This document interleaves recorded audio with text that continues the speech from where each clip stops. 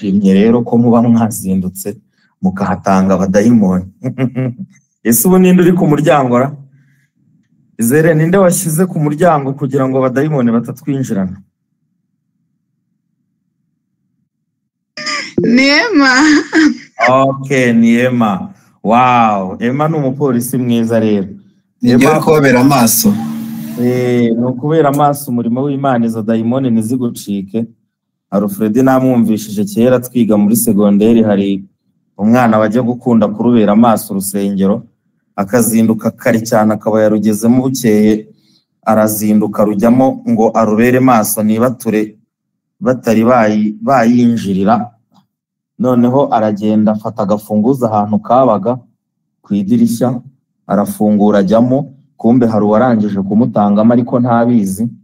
Agenda asenga hari mu mwijima, akabakaba ageze ahantu mu nguni, abageze ku muhungu umwe bitaga Yves wari waraye wisengera, abaramufashe.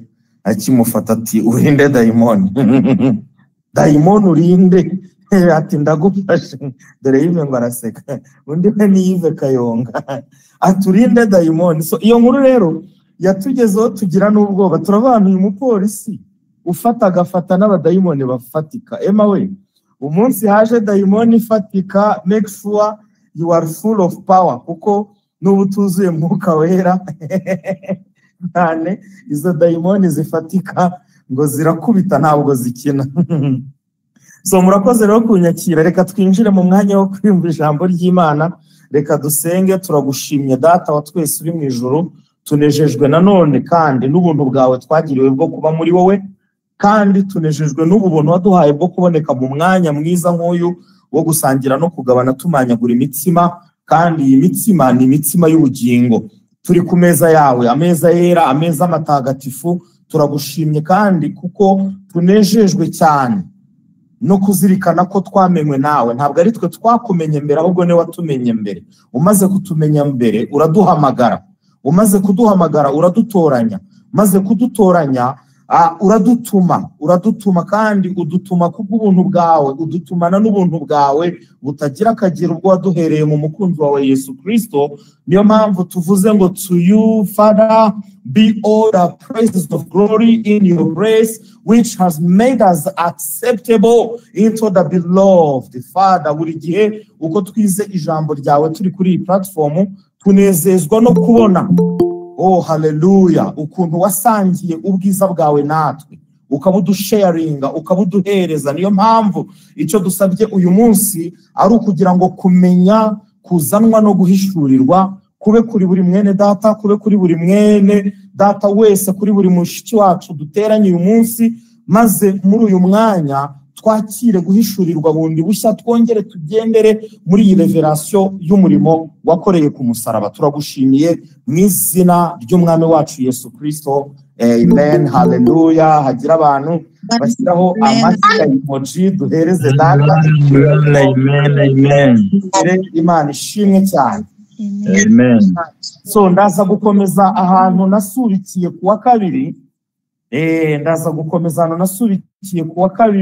Nari nabibabwiye, ndababwira ati turagumya twiga ibintu byo kwakira. Babe bankiriraho igice cya 6 umurongo wa 51, ubutumwa bwiza bwa Yesu Kristo uko bwanditswe na Yohana, igice cya 6 umurongo wa 51 kugeza ku wa 54. Hano babidropinge muri comment ubundi tubirebe. So twari turi kwiga ibintu bijyanye no kwakira cyangwa se kwakirira mu mwanya wo gusenga. Twabonye ko amasengesho yacu ari amasengesho ajyanye no kwakira. Tubona ayo magambo Yesu yavugiye muri Yohana igice cya 6. Thank you, ndabona bakizanye. Umurongo wa 51 aravuga ngo ninjye mutsima muzima wavuye mu ijuru, umuntu narya uwo mutsima azabaho iteka ryose, kandi umutsima nzatanga kubwo abari mu isi kugira ngo babone ubugingo n'umubiri wanjye. Mukomeze mutega amatwi. Ngo abayuda bajya impaka bati, ese uyu yabasha kuduha umubiri we ngo tuwurye? Yesu arababwira ati nukuri ndababwira yuko nimutarya umubiri w'umwana w'umuntu nimunywe n'amaraso ye nta bugingo muba mufite muri mwe.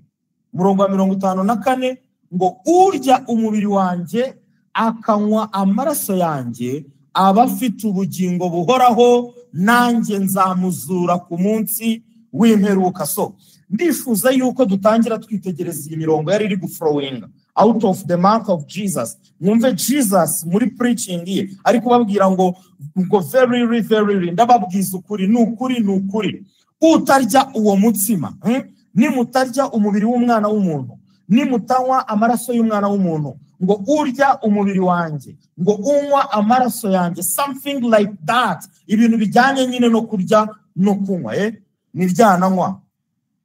Muri Yesu Kristo habamo ryananywa. So rero ibyo Yesu yavugaga byo kurya no kunywa, si ukurya no kunywa. Turi kwiga. Yesu ibyo yavugaga bijyanye no kurya no kunywa, ntabwo ari ukurya no kunywa, si ugushyira ku isahane cyangwa se ngo kumbe barurireho, cyangwa ngo usuka amaraso ye mu gikombe. Can you see someone ari gusuka amaraso ya Yesu mu gikombe?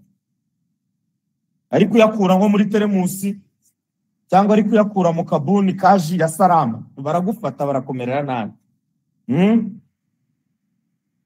Ahubwo Yesu ibintu yabivugaga mu buryo buri figurative, yigishirizaga mu migani. Ibyo twarabibonye. Noneho iyi nyigisho ni umugani uri gushushanya ikintu runaka kugira ngo icyo kintu runaka kizasobanuke. Niyo mpamvu yabwiye abigishwa be muri Matayo 10:27, narababwiye ngo ibyo mbabwirira mu mwijima muzabivugire ku mugaragaro. Ndashaka gukoresha ijwi riri hejuru kubera ko mpanganye n'imvura hano hanze, kandi ntabwo nshaka ko hari ikintu na kimwe uza kumisinga uyu munsi. Aravuga ngo ibyo mbabwirira mu mwijima muzabivugire ku mugaragaro, n'ibyo mwongorewe muzabirangurire hejuru y'amazu. So mu mwijima Yesu yavugaga ni hehe? Ntabwo mu mwijima Yesu yavugaga ari nijoro, ahubwo mu mwijima yavugaga ni mu migani. Mu yandi magambo ari kubabwira ngo ibyo nabigishirizaga mu migani namwe nimuzabiderivaringe mu migani.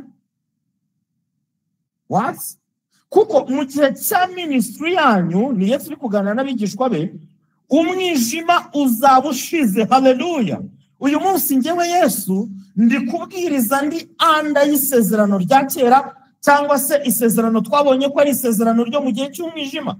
Ariko ubwo mwijima wose nzawikorera mu mubiri wanjye, nkawubambanwa ku giti yemwe, nkawumanukana nkawusiga tiriya, nzazukana umucyo. Bibiliya iravuga ngo nuko ku munsi wa Pentekote usohoye bose bari hamwe, ngo bari mu mwanya umwe bahuje umutima. Imana ishimwe cyane. Ngo umuriro ubatungura uvuye mu ijuru, ngo umeze nk'umuyaga uhuha cyane, ngo ukwira inzu bari bicayemo, haboneka indimi ngo zigabanije zisa n'iz'umuriro. Haleluya. Ngo ururimi rujya ku muntu wese, wo muri bo bose buzuzwa umwuka wera, ngo batangira kuvuga izindi ndimi ngo nk'uko umwuka yabahaye kuzivuga. Yesu yazamukanye umucyo. Uwo mucyo niwe yatanze, ngo ni umucyo usimbura umwijima. Umwijima wabonekeye ku musozi wa Sinayi. Ibyo twarabibonye.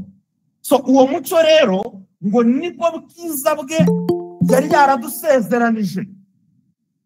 Pawulo yarabivuze mu Baroma mu gice cya 5 ku murongo wa 2, ngo yadushyikirije muri ubu buntu, yadushyikirije muri ubu buntu dushikamyemo, ngo kugira kubwo kwizera, ngo kugira ngo tubone uko tuzishimira cyangwa twishimira ibyiringiro byo kuzabona ubwiza bw'Imana. Imana ishimwe cyane. So ubwo bwiza bwayo rero uyu munsi twarabuhawe buri muri twebwe. Oh haleluya. Ubwo bwiza twarabuhawe buri muri twebwe.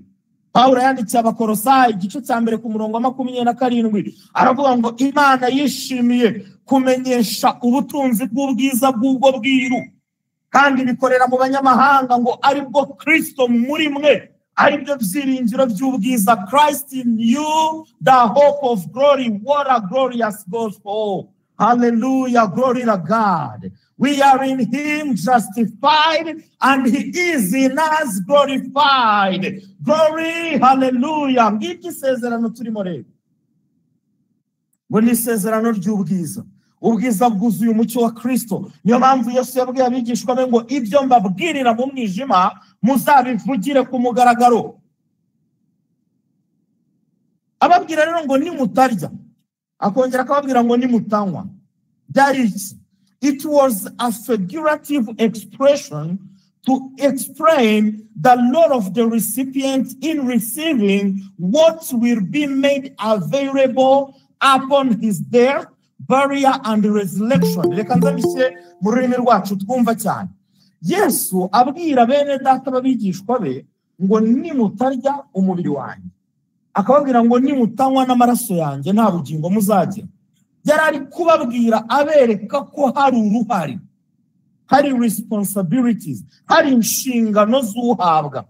Izihe nshingano?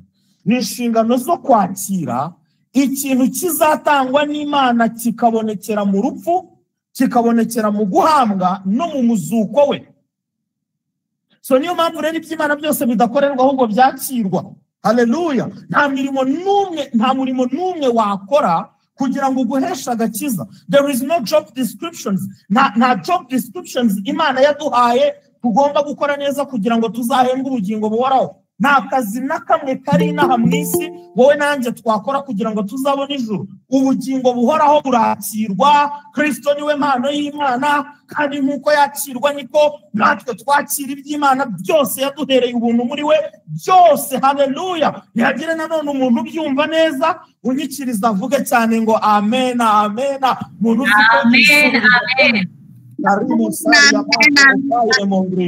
Amen, amen, amen, amen. Byabaye clear ko nta kinyamakuru cyasohoye imirimo tugomba gukora kugira ngo tuzahembwe. Amen, amen, amen, amen, amen. Mpamvu tuvuga ngo amen. Rero reka mbabwire ikosa tugomba kwirinda. Ikosa tugomba kwirinda twebwe abavuga butumwa, mwebwe abavuga butumwa, ikosa mugomba kwirinda ni ugukomeza kubwiririza mu mwijima. Mukabwiririza iyo mu migani mbese ahantu abantu batabasha kumva, cyangwa se tukagumya kuba mu bintu byo kongorerana.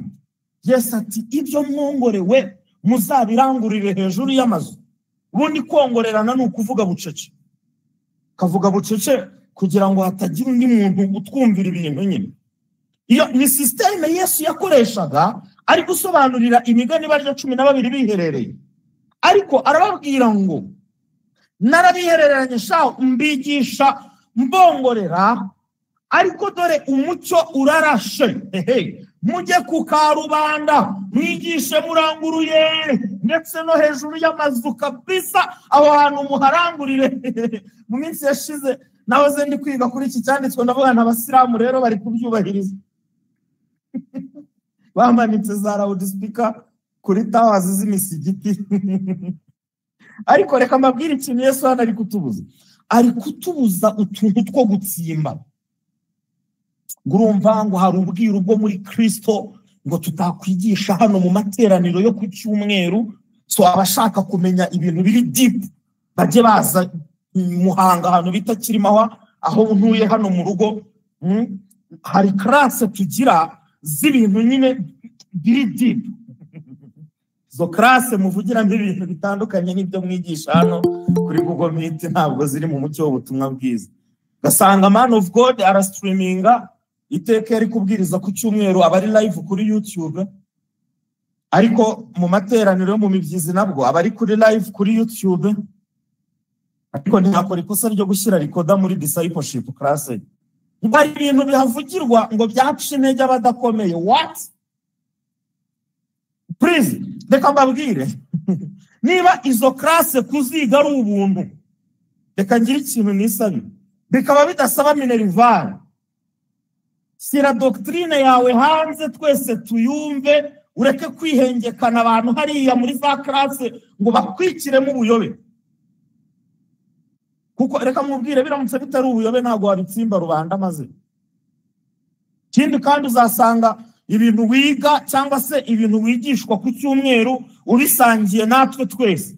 Ariko bya bindi wigira hahandi nyine, hahandi mu rworo ngororero hahandi muri za class nyine, nibyo uzasanga upfa n'abandi. Hari mwene data umuherutse kumbwira ngo werega we ntabwo ibi bintu wabyumva sha utabanje kuza muri classe. Icya 10 ni revelation. Umuntu aramutse asoma Bibiliya yonyine ntabwo yacyumva. Ndamubwira nti jyana izo revelation zawe na classe zawe. Come on, tugaruke ntabwo ari njye umuntu wazanye ibintu byo guhugura hano, nimwe mwabinsabye ko nabyo najya mbivugaho. Turacyari kumwe nanone, munyereka akantu ko turi kumwe. Okay, Imana ishimwe cyane. So ibuka aka kantu Frederic, ngo kurya uyu mutsima, kurya uyu mubiri, kunywera kuri iki gikombe, kunywa amaraso y'umwana w'umuntu. Amagambo mbega Yesu yakundaga gukoresha cyane, yayakoreshaga icyo gihe kwigishiriza mu migani. Byose byari ibishushanyo by'ibizaba igihe Yesu azazukira mu bapfuye. Niyo mpamvu kubyizera none ari igikorwa cyerekana ko hariho inshingano cyangwa se hariho responsibilities zo kwakira ibyo data yahaye umwana we. Imana ishimwe cyane. Umunsi umuntu yizeye akakira si wo munsi data aba yamuhereyeho. Munyumve neza, uwakira we ikintu abakoze ni iki? Ni ukwakira, only taking advantage of. Ni ukwakira already ikintu cyarangije gutangwa, ikintu yarangije guhabwa. Niyo mpamvu buri kintu kimwe cyose ukeneye, nagira ngo nkubwire inkuru nziza, ngutangarize ko cyarangije gutangirwa muri Kristo, kiri available muri Kristo Yesu. Ese ko numva ibintu biryoshye kemwe? Uzi gukenera ikintu ariko uzi ko gihari. Uzi kuva ku kazi ufite inyota ariko ubizi ko muri firigo harimo amata. Uzi ko harimo amazi akonje, uzi ko ka juice karimo. Uzi gusonza ariko uzi ko mama mu rugo yahishije. Hari umuntu ibyo bintu byari byaryohera. Ndagira ngo mukurure ubwo buryohe bwo gusonza ariko uzi ko mama ya prepaye ropa, ya prepaye iposho, yarangije gutegura neza. Niyo mpamvu gusaba kwawe kumwizera cyangwa se gusaba kwawe nk'uwizera ari nko gusaba kwa Natani, ari gusaba mama Natani. Ariko mama Natani ari hano? Mama Natani ari hano? Mama Natani yasibiye cyangwa ari kuri YouTube?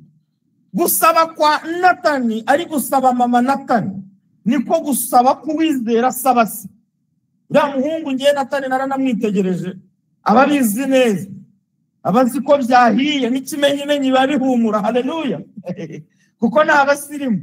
Nigeze kumusura mama Natani, reka mbivuge adahari mutangira amakuru nyahereza abamotari bose. Nigeze kumusura nsanga mama Natani ni umusirimu kweli. Yabaga ahantu i Kigali, nkinjira ikintu nahise mbona cya mbere nuko ari umusirimu. Umuntu w'umusirimu uzamubwirwa n'iki? Uzasanga igikoni cye gifatanye na saro. Mbega iyo bihiye urabyumva biba bihumura. Ariko umuntu utari umusirimu hari ukuntu agenda akabitsimbe pfiyo ngiyo, kaza akakubwira ati musanze twabimaze. Kuko ahantu uri muri saro nta n'agahumuro wakumva. Ariko mama Natani yashoboraga kugutekera ugahita wumva, ukamubwira ati iyo sosi sinyanyirya, kandi utanazi ko ari wayitekeye. Kubera iki? Kuko ateka wumva. Nende kubabwira ngo twe abana b'Imana hari ukuntu duhumurirwa. Haleluya. Duhumurirwa n'ibyo data yatetse, akabitekera mu kuzuka kwa Kristo, akabikaranga, akabishyiramo ibirungo byose bigashya neza bigahwana, ubundi akabyarura akabishyira mu isorori yitwa isezerano rishya. Haleluya. Ndi kukubwira ngo arura biri ku meza y'umwami wacu. Amen. Kandi twarakize ikirushe twaruza n'ukwizera, tukizera ko bihari gusa, icyo nicyo twaruza. Uyu munsi ibi bintu biri bwumvikane ubwo natangiye kuvangamo ibiryo. Ubwo natangiye kuvangamo ibiryo, ibi bintu biri buze kumvikana. Nutajyaga yarura araza kwarura. Oh my brother Andre, ndakubona uyu munsi n'ukwarura. Ndaza kubabwira ngo bona kuti mukanya.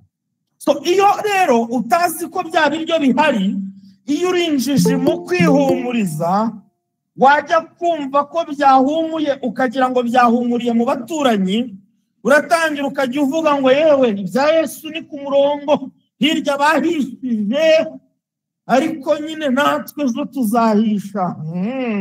Ubu turi ku murongo w'abazagirirwa neza mw'abantu. Ngo hari igihe inkoni izashya ngo kubera ko inkoni ihira igihe. What? Ngiye kuhita mvuga ka kantu ngo atasa, ntabwo inkoni ihira igihe cyo gushya kw'inkono ntacyo.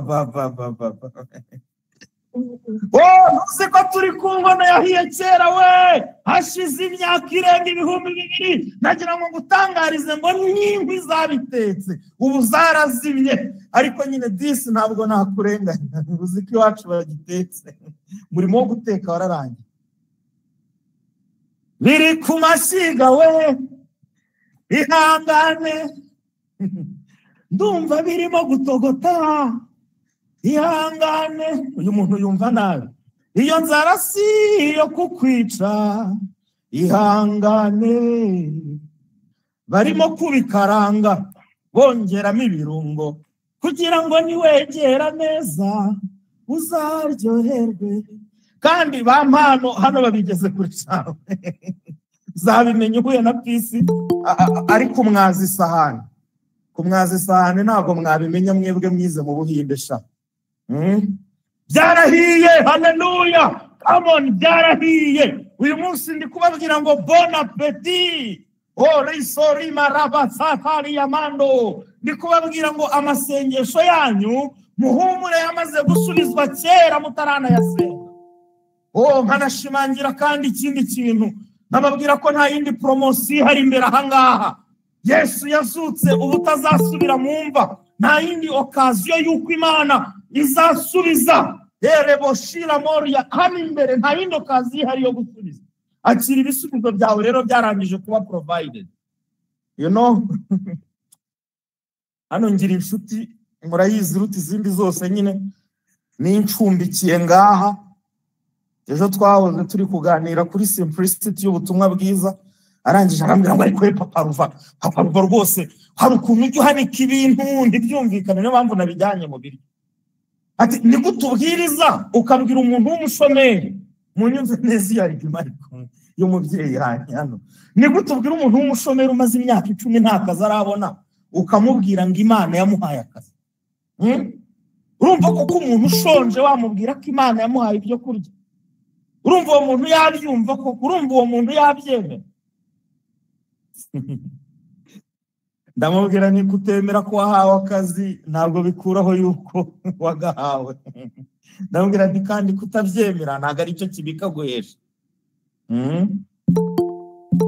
Maribye abantu twasigaranye muri second service twiza amagambo Yesu yabwiye intumwa ze, arababwira ngo icyo muzasengera cyose mugishizeho umutima ngo mwizere ko mugihawe muzakibona. Twarabyize muri second service. Bivuze iki?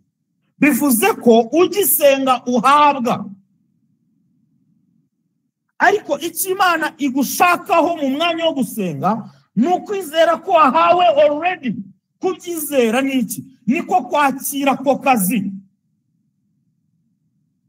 Imana singiye gusubiza impanuro fisi mu ijuru ukabyuka ukayisanga iri kwa Rubangura muri etage ya 4. Oya, Imana se iragira gutya ikamanura iduka riranguza amakaroni ukabyuka ugasanga ari pakiye mu isoko ryo ku Murindi. Oya, ntabwo ariko bigenda.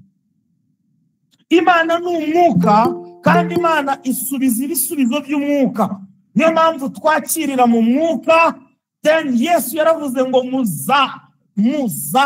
muzabibona. Muzabona iki? Ibyo mwakiriye ya rebosiya muzabibona na nzabibereka biratandukanye. Mwumve neza mutega amatwi. Abakristo ntabwo mugishaka kubona ahubwo murashaka kwerekwa. Ni wowe ubona ukabona ibyo wakiriye, ni wowe ufite inshingano zo kuzana bya bindi wakiriye bikava mu mwuka bikagaragara mu mubiri. Niki wakiriye last week mwene data nakazi? Okay, go with confidence. Ubundi ugenda wa applying ukora ibizamini utsinde, uko niko babona akazi. Ntabwo bakabona batadepoje cyangwa batagasana. Ukomeje kuryama mu buriri ukavuga ngo nta mwene wanyu mfite, ngo nta mwene wacu mfite sha uzakampesha. uzaryama mpaka, ariko reka nkubwire ntibikuraho kuzaba ukaryamanye tu, waranze waragahawe ariko wanze kukabona, niyo mpamvu ukaryamanye. Ngo kubera iki se? Ngo kubera iki nyarakabona ngo babahamagaye ngo Kariso muri korali vuza impanda se ntabwo bizi ko ngo ntiyashimye Imana ejo bundi akavuga ko yakabonye ntaho yadepoje, ngo gusa yagiye kumva yumva telefone y'umugisha iramuhamagaye. Iyi telefone y'umugisha yagize abakristo abanebwe. Ngo maze ngo arabyuka aragenda atangira akazi ntaho yadepoje. Izo testimonies ziri personal, ntabwo zakagombye kuba doctrine. Inyigisho dufite muri Bibiliya yagenewe abizera nuko wizera, ubundi icyo wizereye ukacyakira aricyo kucyizera, ubundi ukakibona. Kandi muri kumva ko Kalisa ntabwo yabonye, ahubwo Kalisa yareretswe n'undi wamweretse. Kandi kwerekwa ntabwo biri granted. Kwerekwa ntabwo biri granted. Ndakunda kubwira bene data ngo Mariya aramutse ameze nkabo, umunsi umwe yabyuka akaza akavuga ibyo yeretswe nawe. Umunsi umwe nyine ngo yariryamiye mu buriri, ngo marayika amwereka ukuntu azabyara nta mugabo yigeze kuryamana nawe. Byabaye kuri Mariya, we ntibyakubaho uyu munsi, kuko ntabwo byabereyeho kukwigisha ko bishoboka ko umukobwa yabyara ataryamanye n'umugabo.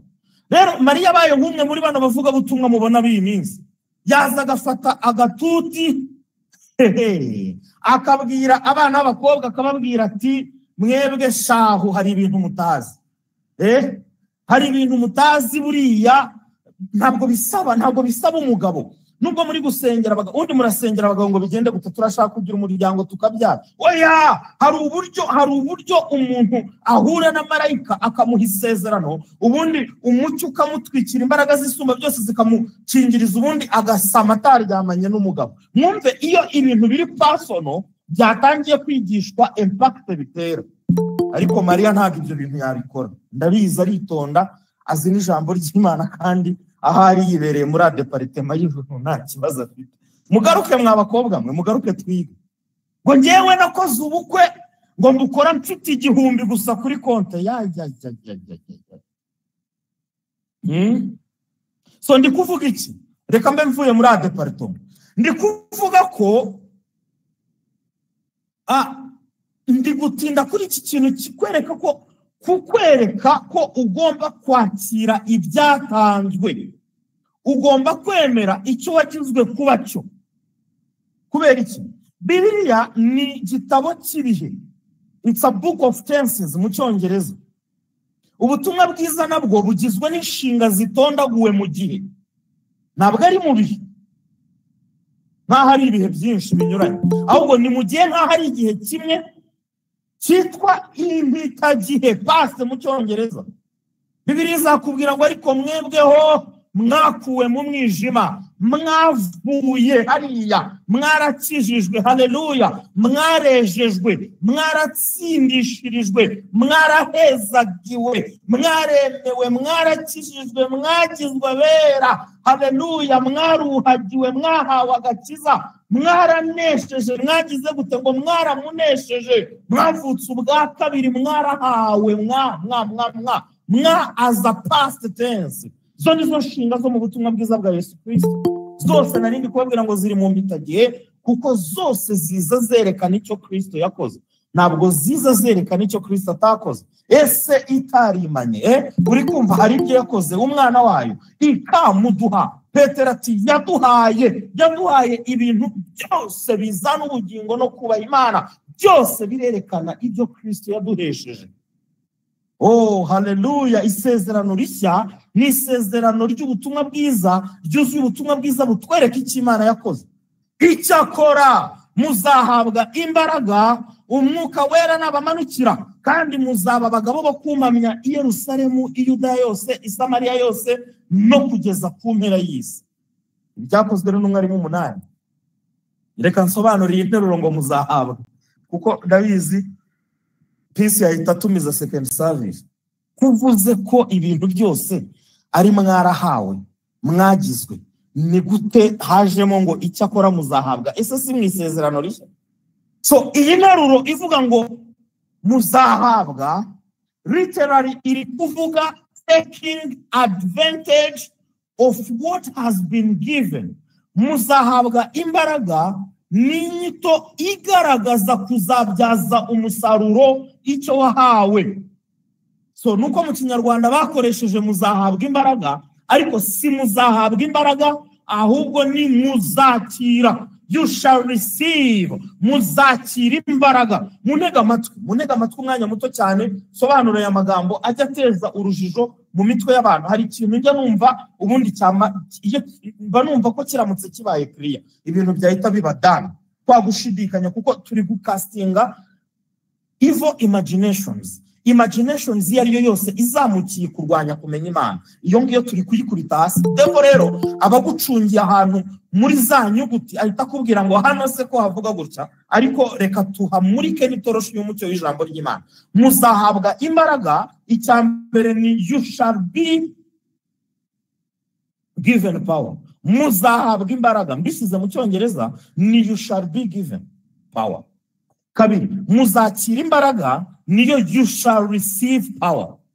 So nakoze Bible study nijoro ndi gutekereza kuri aya magambo, ndeba muri English Bible translations na scanninze zigera hafi mu ijana mfitemo access, mbura ahantu na hamwe n'abantu bahinduye mu Cyongereza iyi Act 1:8 nibura bavuge ngo you shall be given power. Numbonera iyo translation uyimereze ndebe ukuntu yabimeze. Ahantu na hamwe handitse ngo you shall be given power, ndeba hose nsanga handitse ngo you shall receive power. Aka deviation kazamo ni agahindura aka kantu kaka adverb kagakoresha kakavana kuri obligation kakavuga ngo you will receive power. You will receive power na you shall receive power bijya guhura, havamo uburemere cyangwa se gutsindagirwa ku jambo rivuzwa aho ngaho. So izo nteruro zombi zijya gusa mu Cyongereza, you shall be given power na you shall receive power zijya gusa mu Cyongereza, ariko mu Kinyarwanda no mu Kigiriki biratandukanye cyane, biratandukanye completely.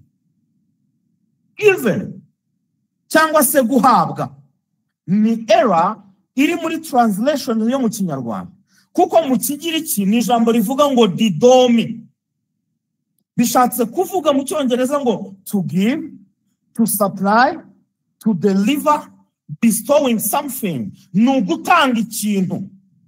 Yesu rero ntabwo ari byo jambo yakoresheje avuga ibintu bizaba ku munsi wa Pentecote, ntabwo yakoresheje didomi cyangwa se gutanga imbaraga, ahubwo yakoresheje rimwe twize ryitwa rambano. Rambano mu Kigiriki risobanura mu Cyongereza ngo to receive, to take, to accept, to lay hold of, cyangwa se to take advantage of what is offered. Nukwakira cyangwa se nukubyaza umusaruro icyarangije gutangwa. So tujye mu kwakira rero. Mu kwakira haza mu bwoko bubiri bwo kwakira, ndabinginze mu ntega amatwi. Mu bwoko bubiri haza mu bwoko bubiri bwo kwakira. Ndashaka ko tumanyagura uyu mutsima tukagera kukavungukira gato gashoboka kugira ngo nibura kwakira bisobanuke neza. Byumve kundusha, byumve kurusha uko numva ko nge wabyumva uyu munsi. Navuze ngo kurisivinga mu Cyongereza cyangwa se kwakira mu busanzwe bigira two types. Hari icyo twita passive receiving, hakaba n'icyo twita active receiving. Gusa bino ndaza kubihereza ikihe Kinyarwanda kuko nigende. Passive receiving na active receiving. Uyu munsi mwakagombye kuzana umuntu unsetse n'Imana ati warigenje wigize umusobanuzi. So passive receiving ariko kwakira kuziguye no kwakira kutaziguye. Icyo Kinyarwanda rero kigoye kurusha Icyongereza. Ibintu byo kwa muzigura nanjye nabitekereje, ariko abantu tubwira hano na iyi group yahoze yitwa India Diaspora twakiriye anointing yo kuba wa diaspora. Alfred urakoze cyane. Alfred ni umunyarwanda nkunda cyane. Passive receiving reka mbisobanure gutya, nukwakira udakora ikintu na kimwe, utegereje gusa kwakira nyine. Naho active receiving ni ukugira icyo ukora wakira. Azanye ingereka ngira na ngirira. Abaposo koko aturusheje ikinyarwanda atanaba mu Rwanda. Kare muri service yo kumanywa poso bahoze basaba ngo barashaka ngo classe z'ikinyarwanda bene data. So reka mbisobanure biraza kumvikana, byumvikanire mu ngero za Bibiliya. Turi kwiga kwakira n'uburyo twakiriramo kugira ngo tutaza guhusha cyase, tutaza guhusha intego, tutaza gusiba gucakira ibyacu. Passive receiving is when something is given to you and you just let it come without response and without engagement. So a passive receiver is just only a receiver without participating in the act of receiving. Ndavuze ngo umuntu uri kwakira mu buryo buri passive nuwo bigwaho gusa, just ibintu byaje bimugwaho, nta ruhare na ruto yabigizemo ngo bimugweho. Urugero, niba Imana ishaka ko uyu munsi mvuga mu ndimi, ubwo ndazivugamo. Nimba itabishaka ntazo mvugamo. Uri gukuraho uruhare rwawe mu kwakira kuzivuga. Allo, biri kumvikana se ibintu biri passive? Nyine ikizabishakira nyine ubwo nzazivugiramo nyine. Ubundi se kuki muhora mwumva twabisengera? Kuki sundi mushaka ko kubyigisha? Kuki mushaka kwigisha kuri iyo sije ubundi mwayihore? Niba Imana ibishaka nta kubiforusa. Nta kubiforusa ngo nirirwe nsenga. Mwana sha, Imana ishoboye byose mwana, mwagiye mureka gupfobya Imana. You are passive. Imagine Petero ari kubwira Yakobo, ari kumukubitiye imitekerereze, akamubwira ati ariko ubundi turagira iki? Ubundi iminsi tumaze hano mu cyumba ngo ni icyumba cyo hejuru. Niba Imana koko ifite gahunda yo kuduha imbaraga za Mwuka Wera, bro, zana dusanga mu mazi hariya turi kuroba wangu. Ngiye ndumva atari ngombwa kujya mu bintu bya etaje Yerusalemu, kuko nyine n'ubundi none se ubundi ndikananira Imana. Nuko umuntu yajyaga akambwira ngo ntabwo nge ndikananira Imana, n'ubundi aho nshakiye hose zahambonera. You are a passive receiver. Ahubwo ubwo nibwo babaye kananira Imana. Reba Abisiraheli rero bahagaze imbere y'inyanja itukura, inyuma yabo ndashaka mu capturing iyo stage, inyuma yabo hari ingabo za Farawo. Bibiliya iravuga ngo zirabatuze, ivumbi riri gutumuka. Iruhande rwabo hari igisozi kirekire cyitwa Barisefoni, iburyo hari Pehiharoti. Ni imisozi miremire cyane yo muri Egiputa. Mubarebe bari gushya ubwoba, bategereza ikiri bube, nta kindi kintu bari bukore. Bakajya babwira Mose ati ye Mose, watugurishije, waturanguje neza neza, watugurishije ku Banyegiputa. Baratangira barataka bati Mose we, niki cyatumye utuzana ngo dupfire hano mu butayu? Ese muri Egiputa koko nta mva zari ziriyo? Yewe dusize rusoro ritaruzura we, none tugiye kugwa ku gasi aho tutazanahambwa. They passively waited for day. Ntacyo bakora nyine kugira ngo situation barimo irabarenze. Iyo uri passive uravuga ngo iyi situation yandenze nyine nta kintu nakora.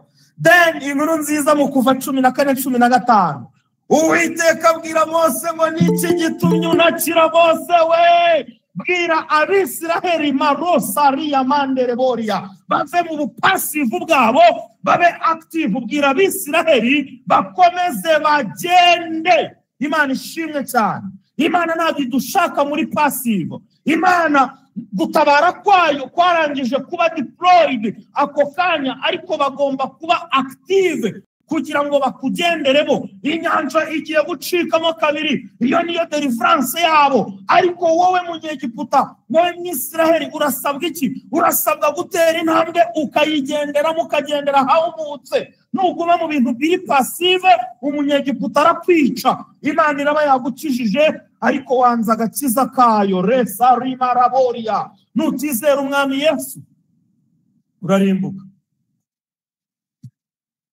Ariko kurimbuka kwawe ntabwo biraza gukuraho yuko Imana yarangije kuguhereza agakiza kayo. So you must be active in receiving. Ubu hari umuntu warangije kubyumva, my friend, marosi ya laboria. Oh boys. Umuntu arangije kubyumva nambabarira afungure muri comment yandike ngo amen. Umuntu wumva ibintu by'ubupasive yabivuyemo niyandike muri comment ngo amen. Ubundi mbone kujya kuri active. Lero samaroko ribaraba sendereboria. Hallelujah. Amen. Maraba sankari yaboshia. Ndanezerwa iyo apostle avuze ngo amen. Ubwo mpita numva ko ari byo. Olivine ndamubonye. Olivine nizere ko utahoze hano. Ngo nawe vuga amen. Nakumvise. Ay. Ngobikoni ngo ngwiki. Uri umusirimu cyane. Twagiye. So, active receiving. What is active receiving? Is to take hold. Is to take hold of what is given. You take it by faith. You respond decisively to what God gave you as a gift. Uyu muntu yitwa active receiver. Amezate ni umuntu uri kwakira impano aheshejwe ariko ni umuntu uri kwakira impano aherejwe ariko akayakira arambuye ibiganza. Ntabwo impano iri kuza ngo imwikubite mu mufuka. Uruhare rwe mu kwakira ni ukuntu ruhe ngo ni ukurambura amaboko. Uyu munsi nababwiye ngo turiga how to receive. How to receive is to stretch your arm, stretching your hands. Ni ukurambura amaboko. Kubera iki? Kuko ari kubona ubuzima akabwakira. Uyu muntu atandukanye na wa wundi wahoze ubona urupfu agahumiriza kugira ngo atabona uko bamukuraho ijosi. Umuntu uri kubona urupfu arahumiriza ngo adapfa rero ngo apfe ari mu yindi si.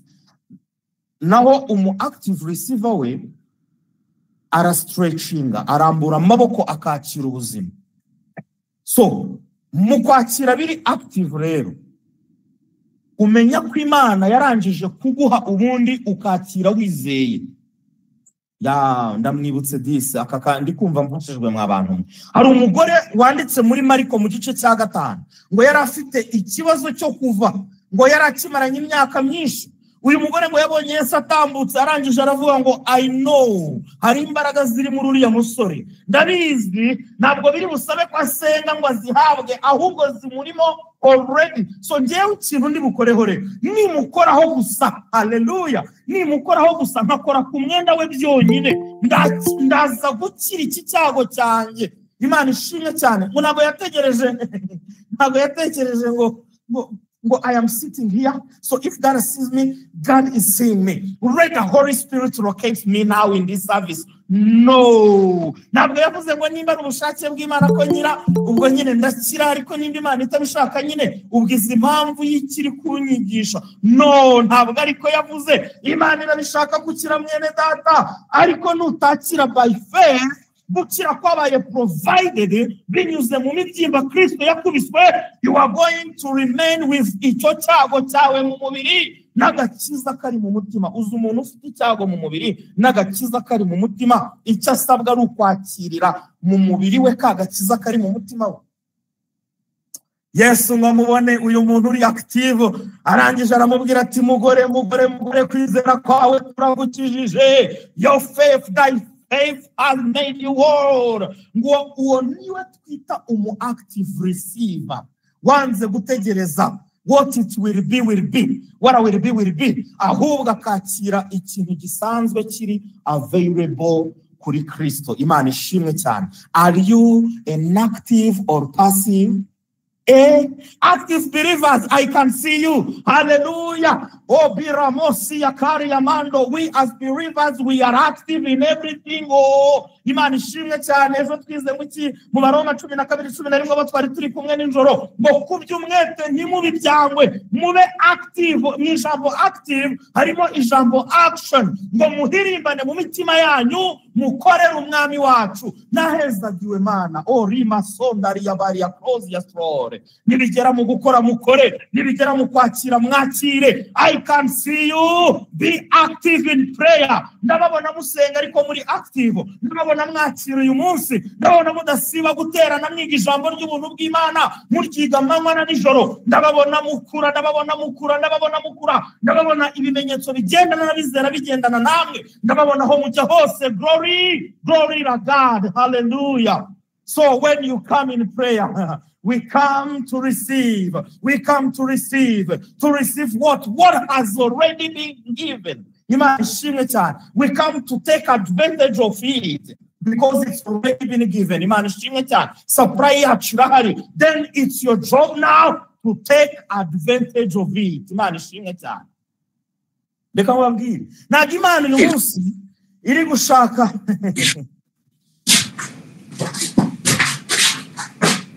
iranize Imana wafunze mikro. Thank you. Narindi kubabwira ngo Imana uyu munsi ntabwo iri gushaka strategy z'uko yakuremera igitangaza cyawe. Ahubwo igitangaza cyawe kirahari. Igitangaza cyawe kirateguye. Kiri hariya tu. Imana ishimwe cyane. Ikintu usabwa we n'iki? Nuko bimenya rimwe kabiri warangiza ukakira. Amen. Yesu waruzi n'ikindi. Hari ikindi nshaka kongeraho. Ako ntacyo mvuze. Reka nyihorere. Okay, Claude ashyizeho ngo cyihorere. Aya, reka nyihorere. Mubanze mu nyinginge nyivuge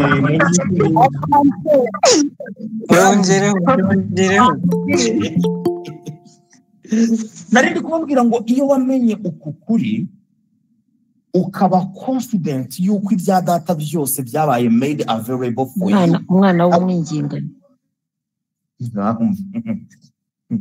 Iyo wamaze kumenya yuko ibya data byose byabaye available, noneho bikaba available for you, gusenga kwawe ntago kuba kukira amafaranga. Manisa. Wowe utakinga delivery. Ntago ubuki ugikeneye za supply kubera ko supply already irahari. Uri muri relationship y'uburyohe kandi umukunzi muri kumwe muri relationship ni umukire. Imana ishimwe cyane. Biravuga ngo ni nyiri isi yose n'ijuru ryose, ikintu cyose kiri mu isi, ikisi cyose yabasha kuguprovidinga, yabasha kumanufacturinga, ikintu isi yabasha gukora. Umukunzi wawe niwe wagitanze mbere kugira ngo uzacenjoyinge. Yaravuze muri Hagayi igice cya 2 aravuga ngo ifeza nizanjye n'izahabu nazo nizanjye. Muri Zaburi ya 50 aravuga ngo inyamaswa zose zo mu ishyamba, oh haleluya, ngo nazo nizanjye. Agera no muzo mu rugo aravuga ngo n'inka nazo nizanjye. Aranje aravuga ngo n'inka z'ibirara cyamba zidafite ba nyirazo ziba ku misozi igihumbi nazo nizanjye. Nasomye iri jambo kera najyaga nisoma aravuga ngo inka zo mu birara cyamba zo mu misozi igihumbi nahita mvuga ari zo mu Rwanda, nkumva najya gusengera mu bigogwe zose nkazitwara. Ariko ndashima Imana yuko ntabwo turabajura. Oh my God. So hejuru ya byose rero y'ibyo twavugaga, ufite umwuzuro wose w'ubuzima bw'iteka, ubuzima budashira. Haleluya. Uwo mwuzuro w'ubuzima budashira, ubuzima bw'iteka uri muri Kristo. So niba ari uko bimeze se mwene data, niki gitumye utinya? Bwoba bwawe n'ubwiki? Niki kiri gutuma usenga ndiwaki? Niki gituma utari kubyaza umusaruro ibya data? Niki kiri gutuma ushidikanya mu mutima usenga ugasenga nk'utagira kwizera? Niki gituma ugira imitima ibiri? Nta kindi. Ntabwo ari uko ariko wowe uri, ahubwo nuko wabeshwe. Wabeshwe ko nta kwizera ufite. Kandi ntabwo byashoboka ko waba uri umwana w'Imana utagira kwizera. So ugomba gukura uyu munsi uwo mwanda mu mitekerereze yawe. Emera amanywa na nijoro, wemere ko uri umwana w'Imana. Haleluya. Kandi wemere ko ibyo ushaka byose mbere ya se yarangije kubiguha. Ntukeneye kuba like uyu munsi ntukeneye kuba uri munsi ya bishop kanaka cyangwa se ngo uri anda ngo yakava y'amavuta ya runaka kugira ngo usubizwe. No, ibyo babyita ibihendo by'abana n'ibihimbano by'abantu. Bibiri byita amategeko yo mu buryo bw'abantu. Jugunya izo dependencies zose z'abanyendanini. baragiye bagufata bugwate imyaka myinshi. Hari umudokita nkunda gukurikirana ajya abwiriza avuga global akavuga ngo let my people go, uyu munsi ubacike mu izina rya Yesu. Kubera iki? Kuko uyu munsi wemerewe gusenga kandi ugasenga bitabanje kuvuga ngo Mana yanjye ntimunyibutse abantu b'injiji bari hano hirya, udasenze mu itorero ngo uvuge ngo Mana ya Apotre kanaka, ubwo ntabwo bongera kuguhereza agatuti, reka ne kumuvuga kuko akahonda cyagakene. Ariko kugira ngo Imana ikumve ntabwo bisaba gusenga Imana ya Apostle kanaka, ntabwo bisaba kujya munsi y'amavuta ya bishop cyangwa se profete runaka. Ushobora gusenga uri mu kazi cyangwa ugasenga uri kukajyaho. Ushobora gusengera mu buriri bwawe, wasengera yewe muri dushe yawe uri koga. Ushobora gusengera mu gikoni cyawe uri guteka mama nata cya kindi nyine ushobora kugisengeramo. Ushobora gusenga uri ku kagare wigendera cyangwa uri ku kamoto uri kujya mu kazi. Ushobora gusenga uri mu modoka, ushobora gusengera uri mu ndege, no mu ndege urasenga. Ahantu uri ikirere cyose waba urimo, ahantu rezo za MTN na Tigo zitagera, rezo y'Imana ntigicika. Uri muri classe uri kwiga naho wasenga. Ahantu hose uri Imana irakumva, wanasabanira nayo ahantu hose. Urumva nyine Imana irumva, uko usenze irumva, iyo uvuze urumva, niba uri mu nzu, niba uri hanze Imana irakumva. Ntabwo Imana ikumvira kuko wayisengeye ahantu ngo nihiri, ngo aha niho Imana ituye. Can you imagine? Ngo ahantu niho Imana iri. Ngo rero ngo nta kindi gicaniro dushaka ahandi hatari Imana iri. Ngo ubwo ntiwakora isengesho ryo mu rugo gutumira abantu, ngo ugomba gusengera mu rusengero, ngo utasengera mu rusengero ngo ubwo wajyanye igicaniro ngo ahandi hantu hatariho. No, ntabwo Imana iri hariya. Imana ntiba mu nzu zubatswe n'amaboko y'abantu. Imana ntabwo iba mu bihuru, ntabwo Imana iba mu bisambu. Imana ituye muri wowe. Ndamukunda cyane Thierry Osborne, ni umuvugabutumwa abayeho muri imyaka ishize. Yaravuze ngo Imana ngo ni nk'ikote umuntu yambaye. Mwumva iyo illustration yakoze, ngo aho iryo kote riri hose ngo babivuze ko uwo muntu ahari. Hallelujah, you carry him with you. Amen. So pray, senga aho waba uri hose, kandi ukagombya gusenga, ugasenga ubizi neza ko akumva, kandi ugasenga witeguye kuba active in your receiving. Imana ishimwe cyane. So hari akantu nshaka kuza gushimangira noneho ubundi tukagakoreramo practice. Ibyakozwe n'intumwa igice cya 2 guhera ku murongo wa mbere kugeza ku wa 4. Guhera ku murongo wa mbere kugeza ku wa 4. Nabimenye ko muri gutangira umwaka mushya, mu gitondo nta shuri rihari, ninshaka ndarenza 5. Bibiliya iravuga ngo umunsi wa Pentecote usohoye, bose bari hamwe. Sinabibonye se n'ikirere ko cyahumanye, mwambaye udupfukamunwa ntimujye hanze, muguma aho ngaho dusenge. Ngo umunsi wa Pentecote usohoye, bose bari hamwe mu mwanya umwe bahuje umutima. Murongo wa 2 ngo nuko umuriri ubatungura uvuye mu ijuru, umeze nk'uw'umuyaga uhuha cyane, ukwira mu nzu bari bicayemo. Ndakwinginze aya magambo uyatega amatwi, wayasomye kenshi, wayabwiwe kenshi, ariko ndifuza yuko uyumva bundi bushya. Murongo wa 3 ngo haboneka indimi zigabanije zisa n'iz'umuriro, ururimi rujya ku muntu wese wo muri bo. Murongo wa 4 bose buzuzwa mwuka wera, batangira kuvuga izindi ndimi nk'uko umwuka yabahaye kuzivuga. Ndagasubiramo, bose buzuzwa umwuka wera, batangira kuvuga mu ndimi, mu zindi ndimi nk'uko umwuka yabahaye kuzivuga. Aha, so dore ikintu ushaka rero, ndashaka ko wumva igikorwa kiri kubera hano. Igikorwa nyine nk'umu actor, umuntu uri active, umuntu utari kugirirwa ahubwo uri kugira. Ndashaka ko wumva wowe muntu uri active. They began to speak. Ngo they began to speak in new tongues as the Holy Spirit gives them utterance. Batangira kuvuga izindi ndimi nk'uko umwuka yabahaye kuzivuga. They began to speak. Ngasubiyemo inshuro nyinshi, batangira kuvuga. Biriko birumvikana, batangira kuvuga. Apana mwuka atangira kuvugira muri bo, apana mwuka atangira kuvuga. Ndabyibuka muri 2012 maze gukizwa, kimwe mu bintu nifuzaga cyane kurusha na diplome, kurusha na buruse, kuko nari mu mwaka wa nyuma w'amashuri yisumbuye, numvaga nshaka kuvuga mu ndimi kweli.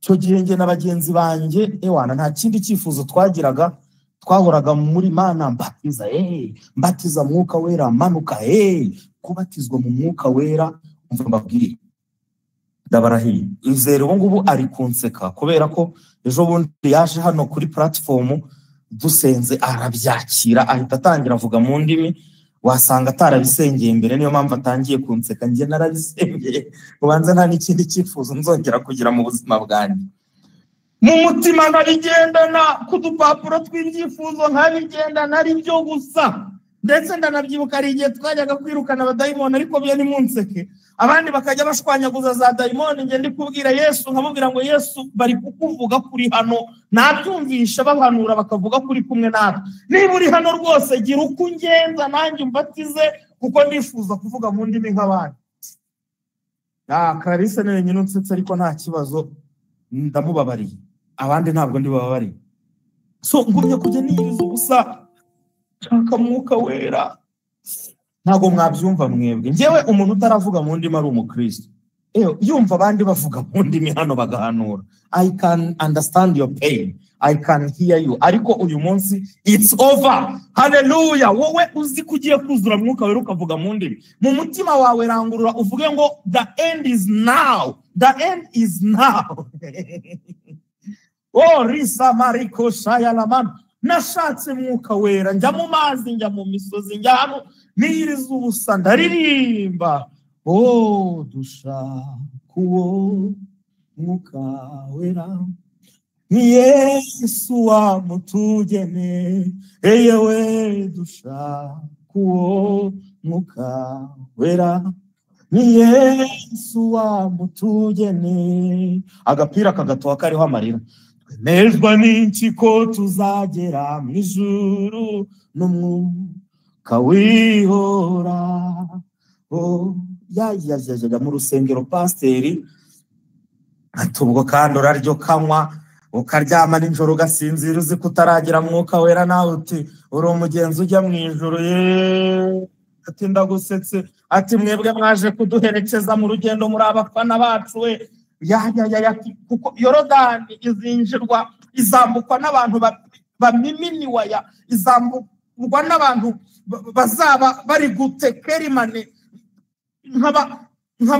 nkabambyukiye Kadeshi nkabyuka njya gushaka itike Nyabugogo nkajya Kadeshi ahantu ibyumba nkajya kurira uyu mwami nkamubwira ati ndwanaho kuko nabizi n'ijuru ntabwo mwabyumva aho batangaje amasengesho n'ubu ngubu ndi kubyibuka nkumva narira amasengesho y'umwuka wera nkaba ndiyo ndabyibuka abagabo bakomeye cyane bakansengera ndi mu bantu basengewe n'abapasiteri barambitsweho ibiganza abazungu abirabura ababyeyi bawe abavuga ko bavuga n'indimi z'abamarayika abavuga butumwa benshi baransengeraga ngo mpabwe imbaraga z'umwuka wera bamwe bati hari uwampanuriye arambwira ngo iramubwiye ngo nimbanze mve mu ishuri ngo ndisezere nigaga muri kaminuza ngo nta mwuka nta kuguruka ngo kuko ngo umwuka niwo mababa azatugurutsa nkavuga nti iri baba koko mana yanjye ngo banzuze mu ishuri wumve umuntu yarambwiye ngo Imana iramubwiye ngo nimbanze mve mu ishuri Pastor Sam uri ngaha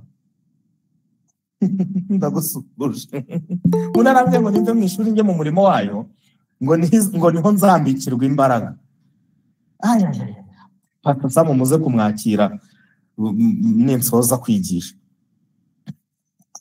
hari n'undi wantuhanuriye arambwira ngo orempe ngo Imana irambwiye ngo nutarongora ngo ugire urugo ndeka nkubwire ntabwo uzigera wuzuzwa niko ivuganye nanjye mbega ngo ndasafaringa we ku myaka 21 nkirangiza kaminuza nta kazi ndavuga ati nimba kurongora nkazana umugore aribyo bizampesha umwuka nkavuga mu ndimi ndahita muzana habuze gatoya igitangaza cyari kibaye kubera iki kubera ko reka mbabwire reka njyewe mvugisha ukuri I can tell you all my failures nta kibazo ngira niyumvishaga ko Imana hari uburyo wenda yabitanshakamo rimwe na rimwe nkaniheza mu mirimo imwe n'imwe n'itorero njye najyaga mbwira abantu se ni gute umuntu ajya muri korari agafata mikrofone akaririmba atavuga mu ndimi nk'abana njye sinajya hariya Mana we nkavuga nti numpamagara uzampa mwuka wera ngera ahantu mba passive rero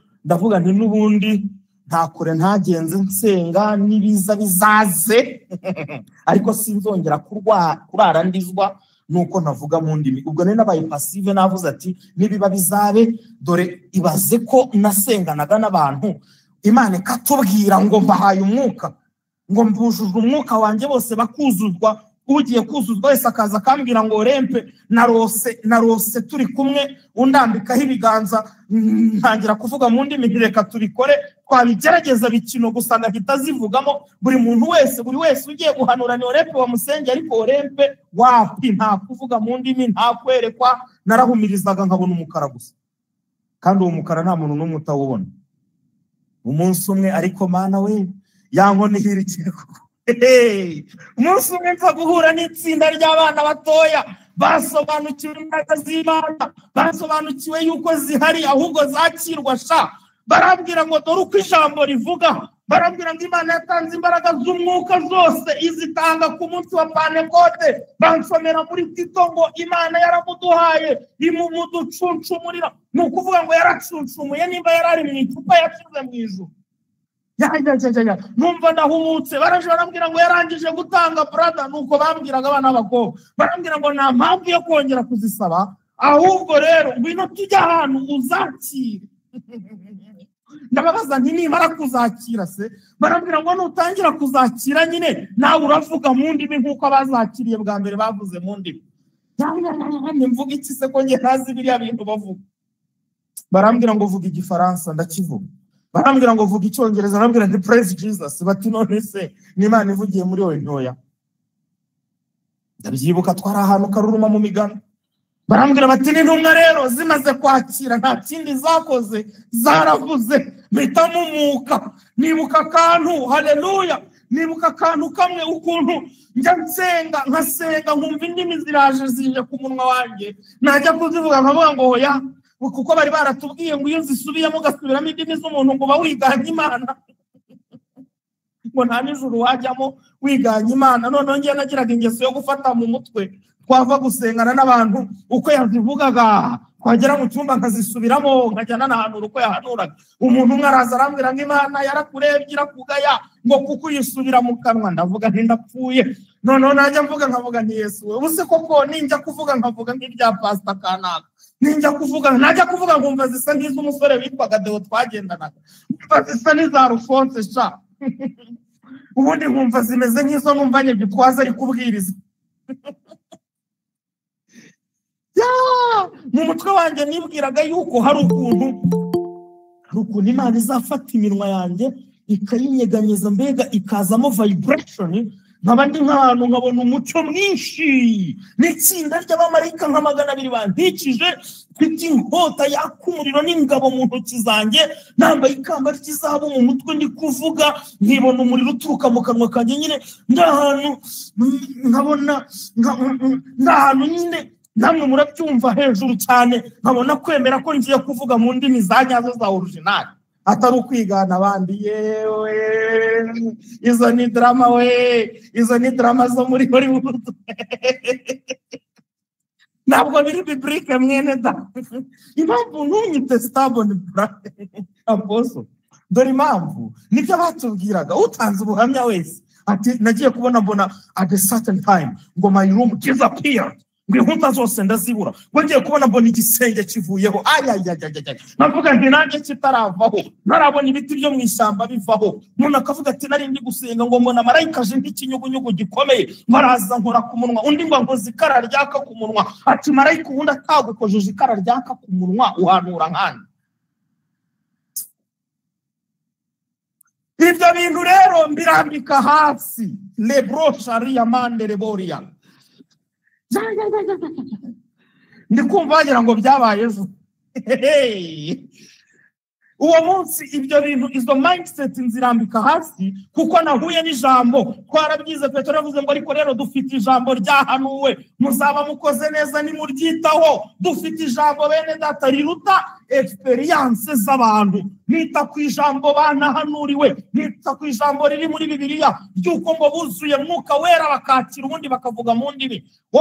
Nibuka umuntu wa mbere yarambuye ikiganza agiye kukinkozaho, ntabwo kigeze kingeraho, nari narangije kuguruka natangiye kuvuga ribo siyarabo ramaka zenenebo nita ota ribo siyaramandre votaile, nshaka kubihagarika nkafata ku munwa biranga, numva biraryoshye, ndavuga abantu barahurura, ndavuga nari ndi gusengera ahantu mu butayu, abantu barahurura tuvuga mu ndimi beneda.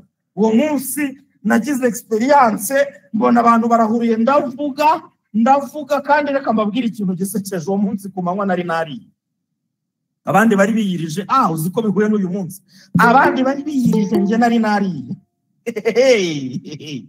Ntabwo nari nabanje kwirebaho, ahubwo nari narebye ku mbaraga zabaye available. Izo mbaraga ndazakira by faith, ntangira speaking in tongues. By faith you begin to speak in tongues. Uvuga mu ndimi kubwo kwizera. Imana ishimwe cyane. Mpamvu ako kantu nkavuze nuko hari umuntu ubu ngubu wese utangira kuvuga ngo yewe ngo nanjye uyu munsi byari bigiye kuba, ngo ariko bakoze amasengesho ngo ntabwo byigeze biba. Njye umuntu yari yambwiye ngo uze tugende wakira, arambwira ngo ariko uze udafite ibiryo mu nda. Ndamubwira nisha nari narangije kuba stable, ndavuga nimba ari byo ntabwo biri bujyane n'ibiryo biri mu nda yanjye, kuko ntabwo umwuka uri bujye mu gifu, urajya muri spirit yanjye. Ndabanza ndakwikira ndanarya, kubera ko icyo gihe imvura yari yaguye nk'ubu ngubu mu ishyamba hanyerera, ntaza no kwitura hasi. Imana ishimwe, ntabwo muzi kuzura Umwuka Wera wariye kuntu ari byiza. Niyo mpamvu n'umuntu najyaga njya gusengera ngo yuzure Mwuka Wera, naramubwira ngo uze wariye, waba utariye ugasanga muri geto yanjye harimo ibintu by'amandazi n'imigati, ukabanza ukarya, kuko umunyenga wa mbere ugiye kugira nuwo kuhora amara. Narakugaburiye nyine Gerard, mbabarira.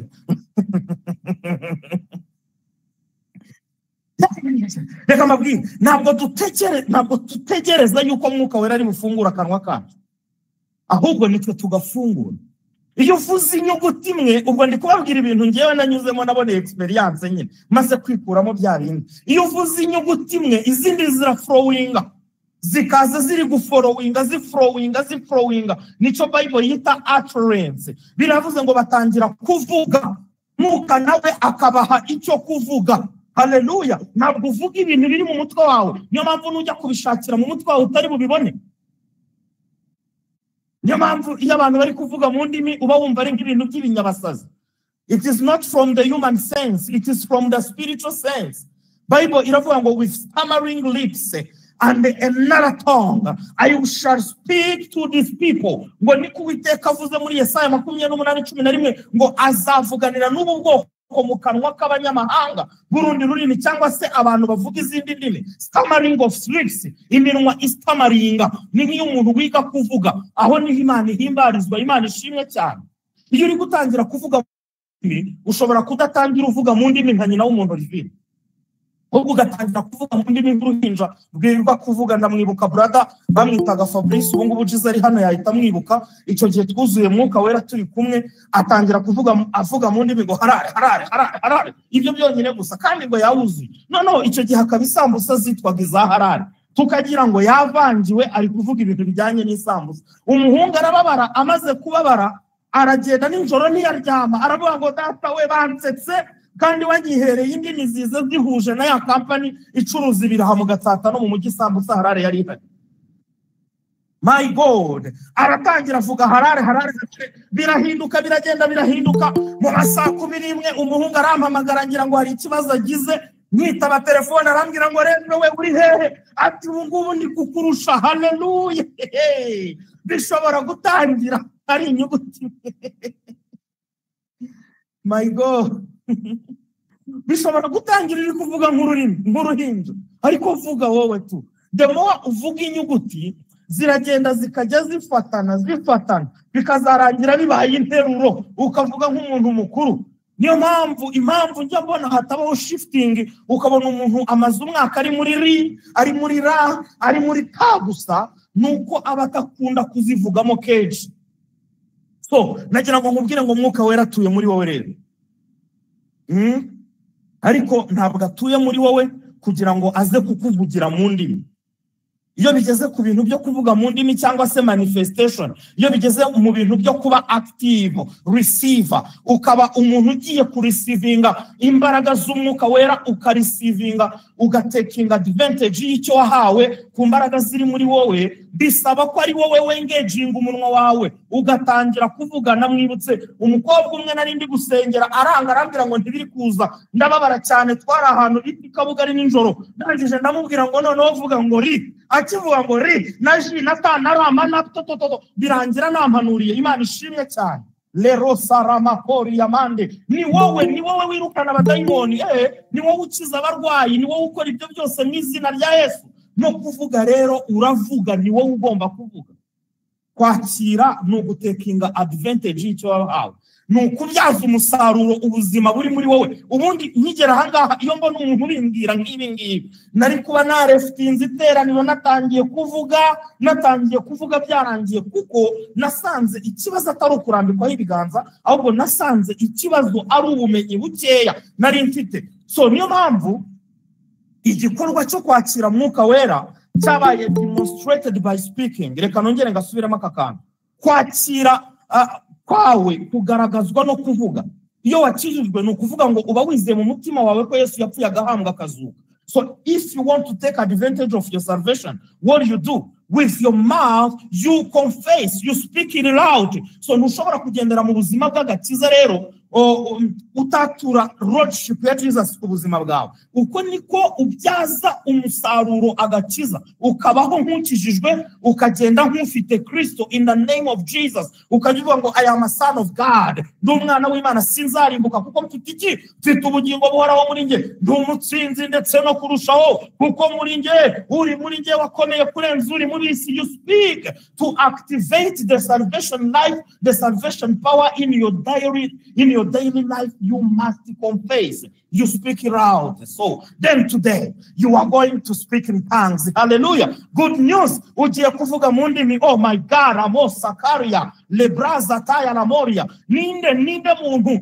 wakiriye imbaraga za mwuka wera akaba atangiye kuvuga mu ndimi ariko bwa mbere uyu munsi, ndagira ngo natangira avuga hari mukanya ngiye kumubwira afungure mikrofone. Umuntu wakiriye w'umu active receiver marosokira Maria bobo akahita aba active, akactivatinga n'ururimi rwe, akaba atangiye kuvuga mu ndimi. Ibuka kantu twize ka mbere yuko kwakira ari rambano, biravuze ngo nukuba umu acting apana kuba umu passing.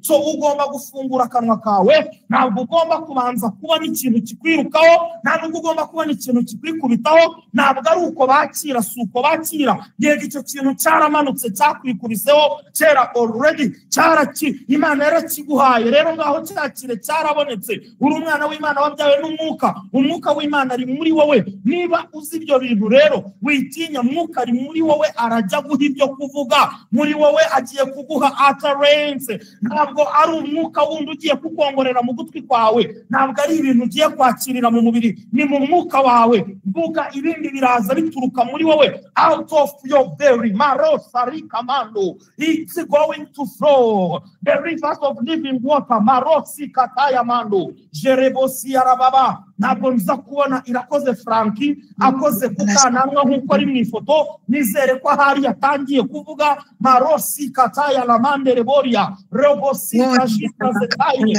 areze tekele bosika aranda bosi ndone.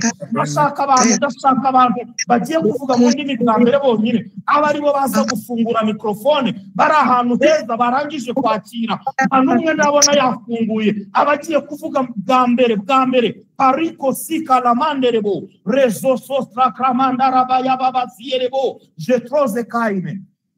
Watangiye kuvuga inyuguti raza hazindi geni monestansi ya laboria. Ugomba gufungura mikrofone rero tukabyumva tugaselebratinga nawe. Je trabila zondra le gramando riabosaina Jerebariko saya karia manderebo jebreze projistra zetaine mareko siaraboria. Ndikwiyumvisha ko bakwiriye gukuraho kuri YouTube, abari kuri YouTube nabo baze hano je marize zetaine. Nimba uri gushaka guspeakinga mu ndimi kuri YouTube, n'ahantu uri bubone ufungurira mikrofone, ngwino uyifungurire hano, nibahagarike streaming yo kuri YouTube, then abantu bari hano bakiriye bwa mbere bafungure mikrofone. I am waiting for you guys. Jemaro Sari Yamando. Manda Gabaya Bosika.